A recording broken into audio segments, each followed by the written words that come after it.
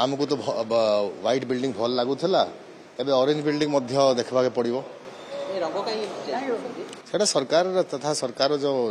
जो मैंने निष्पत्ति नौ पचारे हम रंग चेंज करी कौन पाइबे से विभाग परिचालना चेंज करने कथा ना कामटा भलाकार करने कथा ना बिल्डिंग रे रंग लगेगा कथा कांग्रेस तो बहुत वर्ष है सरकार रही ना ओडिशा रे तेणु खाली रंग देखुची एटा गोटे वेस्टफुल एक्सपेंस अच्छी रंग बदलिले बिल्डिंग तथा विभाग रंगटा नहीं बदले तो मंत्री माने जो माने सरकार अच्छा से माने गुरुत्व देकरी जदि विभाग परिचालना को सुधारिबे सेटा ओडिशा लागि भल लगो देखो एटा अर्ली ट्रेंड अच्छी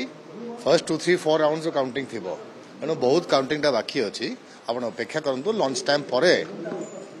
फर्म ट्रेंड आसो से जना पड़े अर्ली ट्रेंड अच्छी